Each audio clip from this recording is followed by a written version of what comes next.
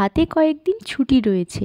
মনটা কি চাইছে পাহাড়ি কোনো কটেজে দুদিন কাটিয়ে আসতে, অথবা হয়তো নাম না জানা কোনো উচ্ছল পাহাড়ি নদীর ধারে তাঁবুতে একটা রাত কাটাতে, বা কোনো পাহাড়ি নদীর ধারে ঘন্টার পর ঘন্টা বসে শুধু নিজেকে সময় দিতে, যেখানে থাকবে না কোনো নেটওয়ার্ক বা থাকবে না শহরের কোলাহল। সাথে যদি আবার বরফ ঢাকা পাহাড়ি রাস্তায়ও যাওয়া যায় তাহলে তো মন একেবারে খুশ। আজকে শেয়ার করছি আমার রিসেন্ট ইস্ট সিকিম ট্যুর। এই ট্রিপে যেমন একেবারে টপ থেকে জিগজ্যাগ রোড দেখার অভিজ্ঞতা রয়েছে, তেমনই পাহাড়ি নদীর ধারে তাঁবুতে রাত কাটানোর অভিজ্ঞতাও শেয়ার করব। তাহলে ট্রিপের জার্নিটা একেবারে প্রথম থেকে শুরু করি। ভোর 4টের সময় বাড়ি থেকে ক্যাব বুক করে আমরা পৌঁছে গেলাম হাওড়া স্টেশন। হাওড়া স্টেশন থেকে ভোর 5:55 বন্দে ভারত চেপে আমরা রওনা দিলাম এনজেপি স্টেশনের উদ্দেশ্যে। আমরা কভার করব 566 কিলোমিটার, যা প্রায় 7.5 ঘন্টার মতো লাগবে। মানে দুপুর 1:25 এনজেপি স্টেশনে নামবো আমরা। এতটা টাইম ট্রেনে থাকবো, তাই টিকিটের সঙ্গে ফুড ইনক্লুড করাই ছিল আমাদের। ট্রেনে ওঠার সঙ্গে সঙ্গে চা বিস্কিট, ব্রেকফাস্টে ব্রেড বাটার, একটা অমলেট, গাজর আর মটরশুঁটি সেদ্ধ, আলু ভাজা এসব, আর লাঞ্চে ভাত ডাল চিকেন আর একটা মিক্সড ভেজ, সাথে টক দই, ও হ্যাঁ লাস্টে একটা আইসক্রিম থাকে। 12:30টার দিকে লাঞ্চ করে একটু রেস্ট নিতে না নিতেই ট্রেন এসে পৌঁছলো এনজেপি স্টেশনে। প্ল্যাটফর্ম ছেড়ে বাইরে এসে দেখি আমাদের সিকিমের গাড়ি ওয়েটিং ফর আস। আজ আমরা যাচ্ছি সিকিমের দারুণ একটি অফবিট প্লেস লুংচক। সেখানে এক রাত কাটিয়ে পরের দিন সকালবেলা বেরোবো সিকিমের একটি অপূর্ব ছোট্ট জনপদ রোলেপের উদ্দেশ্যে। রোলেপের অন্তর্গত চাঁচলে আমাদের থাকার ব্যবস্থা। রোলেপে এক রাত কাটিয়ে পরের দিন আমরা যাব সিল্ক রুট, আর ঠিক তার পরের দিন জুলুক। সেখান থেকে নেমে আসবো এনজেপি। এই তো গল্প করতে করতে কখন যে সিকিম পৌঁছে গেলাম কে জানে। সিকিমে এন্ট্রি করার প্রায় ঘন্টাখানেকের মধ্যে আমরা পৌঁছে গেলাম আমাদের ফার্স্ট ডেস্টিনেশন লুংচুকে। গিয়ে ফ্রেশ হওয়ার সঙ্গে সঙ্গে আমাদের দেয়া হলো গরম গরম পকোড়া আর লাল চা। যেতে যেতে অনেকটাই সন্ধে হয়ে গিয়েছিল, তাই ডিনারটা প্রায় ওই 9টার মধ্যেই করে নিয়েছি। কারণ সারাদিন ট্রেন গাড়ি এসবে জার্নির জন্য সবাই বেশ টায়ার্ড ছিলাম। সকালবেলায় উঠে হোমস্টের চারপাশটা ঘুরে ঘুরে দেখছিলাম। বেশ ছিমছাম আর নিরিবিলি পরিবেশ। যেহেতু আমাদের সকাল 9:30টার মধ্যে বেরোনো ছিল, তাই ব্রেকফাস্টের জন্য আর দেরি করিনি। সকাল 9টার মধ্যেই ব্রেকফাস্ট করে লুংচককে টাটা বলে সেখান থেকে চেক আউট করলাম। ওখান থেকে বেরিয়ে আসার সময় রাস্তায় একটা মনেস্ট্রি পড়েছিল। গাড়ি থেকে নেমে দেখলাম মনেস্ট্রিটা বন্ধ ছিল। তাতে কি হয়েছে, আমরা মনেস্ট্রির চারপাশটা এমনি ঘুরে ঘুরে দেখলাম, আর সামনে থেকে ভিউটা দেখেই মনটা শান্ত হয়ে গেল। তারপর নদীর ধারের রাস্তা ধরে আমরা এগিয়ে চললাম আমাদের সেকেন্ড ডেস্টিনেশন। ওই যে বললাম না, রোলেপ চাঁচল পাহাড়ি পথ, তাই হাতে তো লাঠি মাস্ট।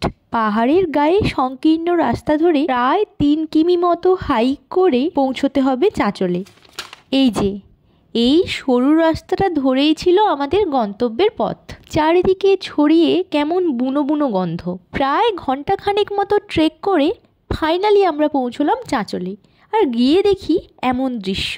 যাওয়ার সঙ্গে সঙ্গেই ওয়েলকাম করা হলো আমাদের বাঁশের গ্লাসে গরম গরম চা দিয়ে। এমন ভিউ দেখতে দেখতে চাটা খেতে খেতে সত্যিই যেন সমস্ত ক্লান্তি ভুলে গেলাম। এখানে থাকার ব্যবস্থা বলতে এই কটেজটাই শুধুমাত্র রয়েছে। তবে আমরা তাঁবুতে থাকার এক্সপিরিয়েন্স করব বলে আমাদের জন্য 2টো তাঁবু ফেলা হয়েছিল। তাঁবুর সামনে থেকে জাস্ট এই ভিউটাই দেখা যাচ্ছে। এই নদীটির নাম রংপোখোলা নদী। নদীর এই ভিউর সঙ্গে সঙ্গে দেখলাম এখানে একটা ঝর্ণাও রয়েছে। এর নাম বুদ্ধা ফলস। আমার তো মনে হচ্ছিল এখানে বসে সারা দিন কাটিয়ে দেব। মুগ্ধ হয়ে দেখছি শুধু। মনে হচ্ছে যেন পৃথিবীর সমস্ত কোলাহল থেকে মুক্ত এ জায়গা। এখানে শুধুই শান্তি বিরাজ করছে। ওখানে যাওয়ার পর থেকেই নদীর ধারে প্রায় ঘণ্টাখানেক বসেছিলাম। পাথরগুলো সাজাতে সাজাতে ভাবছিলাম আমাদের জীবনটাও সত্যিই ওই সাজানো পাথরেরই মতো। একটা একটা করে পাথর খুঁজে খুঁজে আমরা আমাদের জীবনটাকে এভাবেই ধৈর্য সহকারে সাজাই। ঠিক দুপুর 2টোর সময় দেখলাম নদীর ওপরে একটা পাথরের ওপরই আমাদের লাঞ্চের ব্যবস্থা করা হয়েছে। আমাদের লাঞ্চ করার সময় ওখানে স্টাফরা বলল নদী থেকে সদ্য ট্রাউট মাছ ধরে নাকি রান্না করে আমাদের দেয়া হয়েছে। এমনিতে তো নদীর ওপর এরকম একটা পাথরে বসে লাঞ্চের ব্যবস্থা, তার ওপর প্রথমবার টাটকা টাটকা ট্রাউট মাছ খাওয়া, এ এক অসাধারণ অনুভূতি। খাওয়া দাওয়া শেষে নদীর জলেই হাত মুখ ধুয়ে আমরা ফ্রেশ হয়ে নিলাম। কি কেমন লাগছে তোমাদের? ঘুরে আসবে নাকি একবার এখান থেকে? ভেবে দেখো ভেবে দেখো। চলো এবার তোমাদের এখানকার কিচেনটা দেখাই। এই যে এটা ছিল এখানকার কিচেন। এখানেই সমস্ত কিছু রান্নাবান্না হয়, আর এর পাশেই একটা টয়লেটের ব্যবস্থা রয়েছে। এই যে আমাদের টেন্টের ভেতর থেকে এমনই ভিউ দেখা যাচ্ছে, দারুণ না? বিকেলে বারবিকিউর জন্য অ্যারেঞ্জ করা হয়েছিল। এই যে নদীর জলের আওয়াজ, সঙ্গে আগুন জ্বলছে। এই মোমেন্টটা এটা তুমি সামনে থেকে না ফিল করলে বুঝতেই পারবে না কোনো দিন। হ্যাঁ, এখানে তো নেটওয়ার্ক নেই, সঙ্গে ইলেকট্রিসিটিরও কোনো ব্যবস্থা ছিল না। তাই সন্ধে হওয়ার সঙ্গে সঙ্গেই দেখলাম ক্যান্ডেলগুলো জেলে কলা গাছের স্টেমের মধ্যে কেমন কারসাজি করে রেখে দিয়েছে। পুরো এরিয়াটা এভাবেই লাইটিংয়ের ব্যবস্থা। নদীর ধার, তাই ঠান্ডা হাওয়াও ছিল বেশ। কলা গাছের স্টেমের মধ্যে ক্যান্ডেলগুলো রাখার জন্য এত হাওয়াতেও ক্যান্ডেলগুলো কিন্তু নেভেনি। পুরো জায়গা জুড়ে এই ব্যবস্থাই করেছে। কেমন অপূর্ব লাগছে না? মনে হচ্ছে না এ এক অন্য জগৎ? এত ঠান্ডা ছিল আমরা রীতিমতো কাঁপছিলাম। তাই আগুন জ্বেলে দেওয়া হলো হাত পা সেঁকে নেওয়ার জন্য। একটা ইনফরমেশন দিয়ে দিই, এনজেপি থেকে এখানে পৌঁছোতে প্রায় 5-6 ঘন্টা লেগে যাবে। আমাদের গাড়ি ভাড়া পড়েছিল 5,500 টাকা। এই তো গল্প করতে করতে আমাদের বারবিকিউ ডান।